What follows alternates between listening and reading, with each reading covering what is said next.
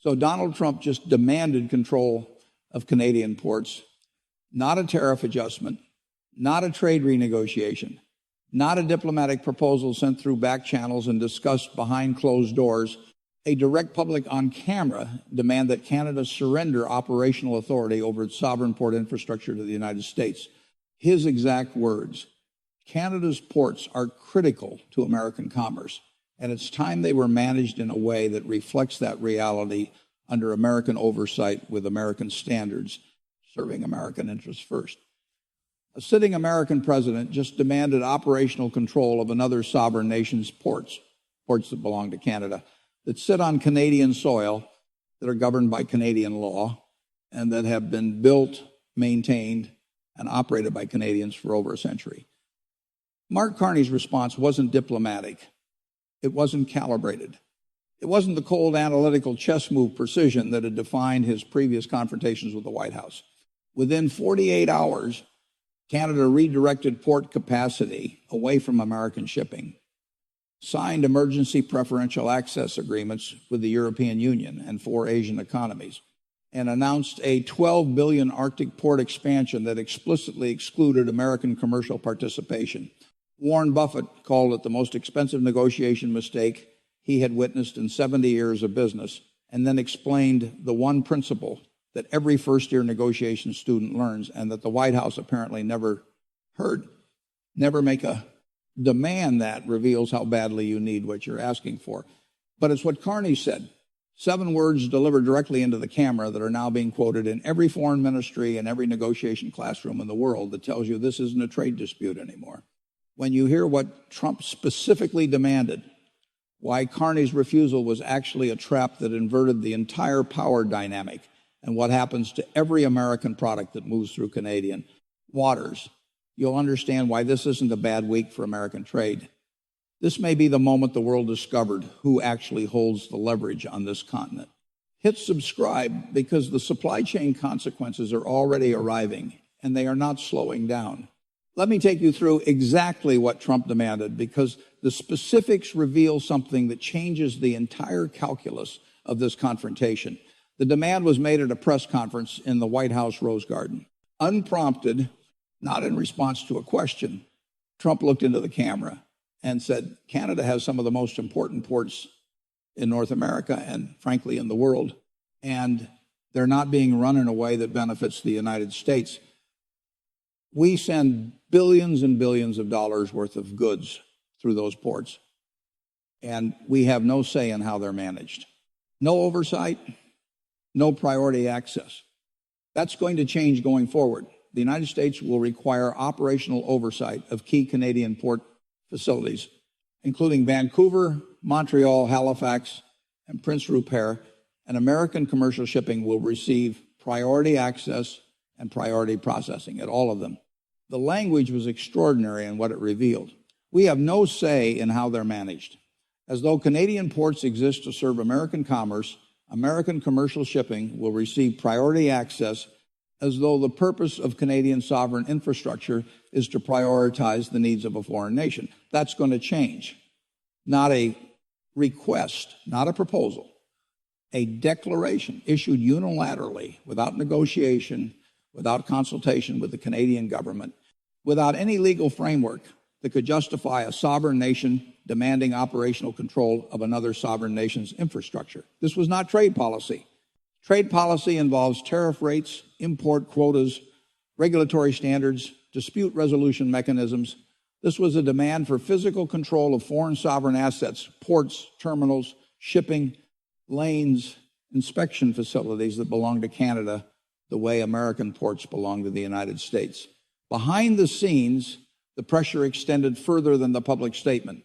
Reports emerged within hours that the U.S. Trade Representative had delivered a formal memorandum to the Canadian ambassador outlining the specific terms of the proposed oversight framework, a 37-page document that detailed American inspection authority at Canadian terminals, American veto power over port scheduling decisions, American priority queuing for commercial vessels, and a requirement that Canadian port authorities submit operational plans to a joint committee with an American-appointed chair.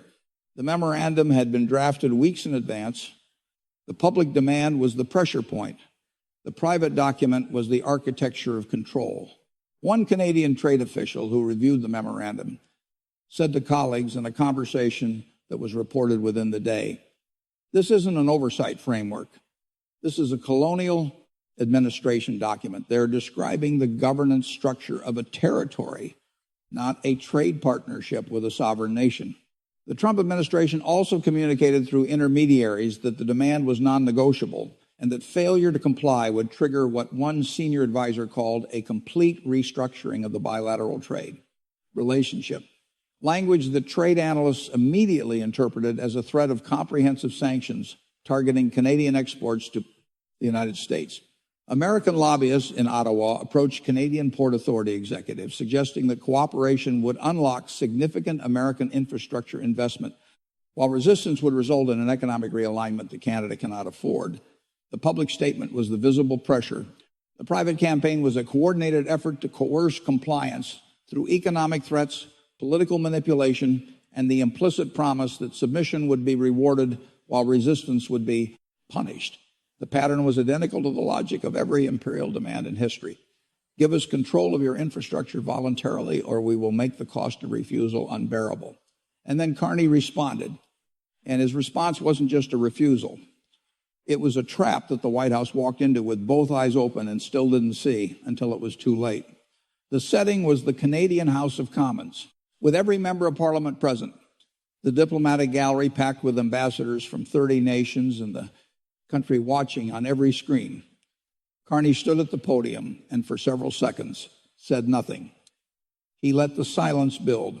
And when he spoke, his voice carried something that hadn't been there in his previous confrontations with the White House. Not anger, not defiance, but the quiet, lethal clarity of someone who knows he holds the winning hand and is about to turn it face up. He spoke first to Canadians. I want to speak to the people of Canada about what was demanded of us yesterday. The President of the United States stood at a podium and demanded control of your ports, not his ports, not American ports, your ports, the ports that your grandparents built, that your tax dollars maintain, that your workers operate every day, that sit on your land, in your waters, under your flag. He demanded them the way someone demands something they believe they're entitled to, but entitlement is not ownership. And this country does not owe its infrastructure, its sovereignty, or its obedience to any foreign power, regardless of how loudly that power demands it. Then the countermove, and this is where the refusal became an offensive weapon. Carney announced 3 actions that together constituted not just a rejection of Trump's demand, but a fundamental restructuring of the leverage between the two nations. First, the immediate implementation of a Canadian port sovereignty protocol that formally prohibits any foreign government from exercising oversight, inspection authority, or scheduling influence over Canadian port operations enshrined in emergency legislation that Parliament would vote on within the week. Second, the signing of preferential port access agreements with the European Union, Japan, South Korea, and India, agreements that would give those nations commercial shipping priority processing at Canadian ports, effectively moving American shipping from the front of the line to the back. Third, a $12 billion accelerated investment in Arctic deepwater port infrastructure at Churchill and Nana, explicitly designed to serve the emerging northern shipping routes between Europe and Asia, routes that bypass American ports entirely. And that would give Canada a controlling position in the next generation of global trade logistics, with no American participation, no American oversight, and no American access without Canadian permission. The announcements landed like sequential detonations. Each one was devastating on its own. Together, they represented the most aggressive economic counterstrike in the history of the bilateral relationship. Preferential access agreements meant that European and Asian cargo would move through Canadian ports faster than American cargo, a direct inversion of the priority access Trump had demanded. The Arctic port investment meant that Canada was building the infrastructure of the future while locking America out of it. The sovereignty protocol meant that the legal door Trump had tried to force open was not just closed, but welded shut permanently by legislation that no future prime minister could easily reverse. Carney hadn't just said no. He had restructured the board so that the question could never be asked again. And then the 7 words. Carney turned to the camera, paused, and spoke directly to the President of the United States with the controlled precision of someone delivering a verdict, not an argument. Mr. President, I understand that the size of your economy has led you to believe that size determines leverage. But I want to explain something about ports, about infrastructure, and about geography that your advisors apparently failed to mention. You did not demand our ports because you are strong. You demanded them because you need them. And the fact that you need them, the fact that you stood at a podium in front of the entire world and announced that American commerce depends on Canadian infrastructure has told every nation on earth something that we have known quietly for a very long time, but that you have just confirmed publicly and irreversibly. Pause. The chamber was absolutely silent. Every diplomat in the gallery leaned forward, and Carney said 7 words that are now on the front page of every major newspaper in the trading world. 7 words that have been quoted by more heads of state in 48 hours than any single phrase in recent diplomatic memory. You don't demand what you depend on. Another pause then, and you certainly don't do it on camera. The standing ovation lasted nearly 2 minutes. Every MP, government and opposition left and right, every province, every party. The phrase was trending globally within 6 minutes. Within an hour, it was the headline on the Financial Times, The Economist, Leone, the Nikkei, the Sydney Morning Herald. International media called it the 7 words that rewrote the leverage map of North America. But Carney's refusal, as devastating as it was politically, was only the surface. What it exposed is something most Americans have never been told about their own country's trade infrastructure, something that the White House either didn't know or chose to ignore, and something that explains why the demand was not just reckless but self-destructive. The reality is this. The United States depends on Canadian ports to a degree that most Americans would find shocking, that most trade analysts consider a structural vulnerability, and that the White House just advertised to the entire world. Canadian ports are not a convenience for American trade. They are a necessity, and the geography that makes them necessary is the one thing that no executive order, no tariff, no amount of political pressure can change. The Port of Vancouver alone handles roughly 20% of all goods moving between Asia and the North American interior. It is the closest major deepwater Pacific port to Asian manufacturing centers, with shipping routes 2 to 3 days shorter than routes to Los Angeles or Long Beach. For American importers in the Midwest, the factories in Michigan, the distribution centers in Illinois, the agricultural exporters in Minnesota and Wisconsin, goods routed through Vancouver and then south by rail reach their destinations faster and cheaper than goods routed through congested American West Coast ports, where container ships regularly wait 7 to 14 days for berth space. The Port of Montreal and the Street Lawrence Seaway are the primary artery connecting European trade to the Great Lakes industrial heartland, a corridor that carries over $40 billion in goods annually and that has no American equivalent. The strategic importance of Canada's port system begins with geography and advantage no policy, no negotiation, and no political pressure can replicate. The Port of Halifax stands as the first major North American landfall for transatlantic shipping, offering a naturally deep, ice-free harbor capable of accommodating the world's largest container vessels.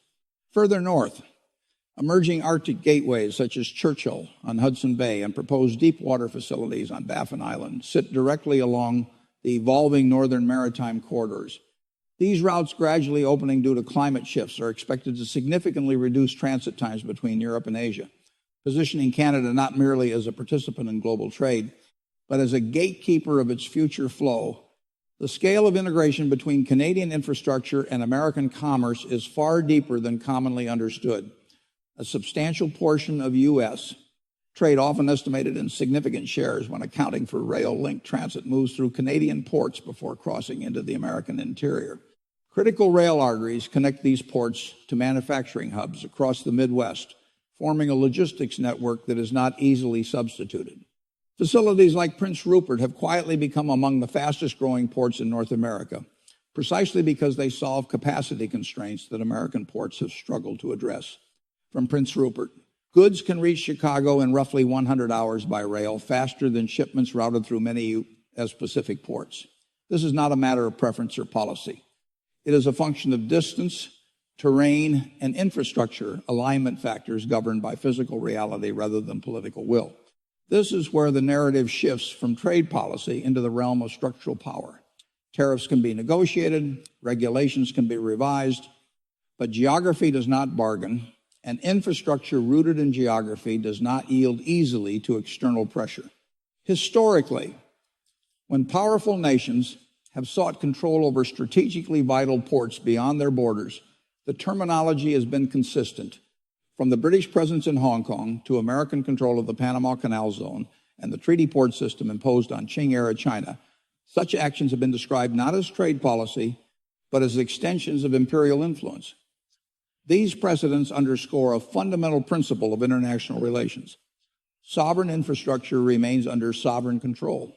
Legal scholars have long maintained that there exists no framework within international law that permits one nation to demand operational authority over another nation's domestic infrastructure. Such a demand would not simply stretch diplomatic norms, it would break them entirely. Modern alliances, particularly between advanced democracies, are built on mutual recognition of sovereignty, not hierarchical control. The idea of one allied nation asserting operational authority over another's ports falls outside any established precedent in contemporary international relations.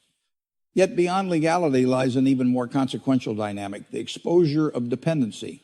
Before any confrontation, the interconnected nature of North American trade was widely understood among economists and logistics professionals, but rarely emphasized in public discourse.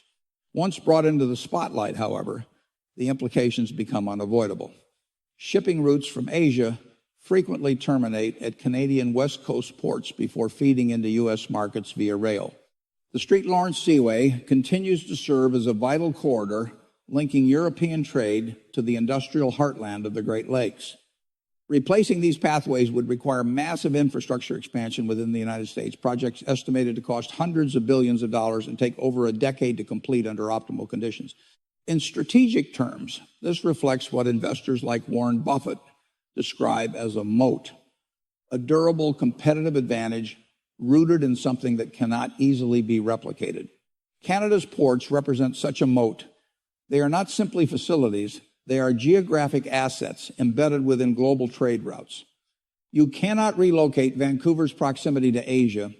You cannot reconstruct the St. Lawrence corridor elsewhere. These are fixed advantages. And once recognized as indispensable rather than merely valuable, they alter the balance of leverage entirely. The mechanics of negotiation further reinforce this shift. Public demands, especially those involving critical dependencies, often produce the opposite of their intended effect. In negotiation theory, revealing the extent of one's need, particularly in a highly visible public setting, transfers leverage to the other party. Private discussions allow flexibility, recalibration, and face-saving adjustments. Public declarations, by contrast, lock positions in place. They signal urgency, expose vulnerability, and invite strategic recalibration by the counterpart. Once dependency is openly acknowledged, it becomes a permanent factor in all future negotiations. The consequences of such exposure extend beyond bilateral relations. When one nation's reliance on another's infrastructure becomes globally visible, it informs the behavior of every other actor within the system. Trade partners diversify, alliances adjust, investment flows shift toward regions perceived as strategically indispensable. Emerging routes, particularly in the Arctic, gain attention as long-term alternatives capable of reshaping global logistics patterns. Canada's positioning along these routes offers it a potential role not just in current trade networks, but in defining the architecture of future ones. Ultimately, what emerges from this analysis is not a simple dispute over ports, but a deeper lesson about power in a globalized economy. Economic strength is not determined solely by scale, but by control over critical nodes within the system, ports, corridors, choke points, and routes that others depend on. When those nodes lie outside a nation's direct control, its leverage becomes conditional, not absolute. And when that dependency is publicly revealed, it does more than weaken a negotiating position. It reshapes how every partner, competitor, and observer understands the balance of power. In the end, the defining principle remains stark in its simplicity. Dependency, once exposed, cannot be concealed again. And in a world governed as much by logistics as by politics, the infrastructure you rely on often determines the limits of the power you can project.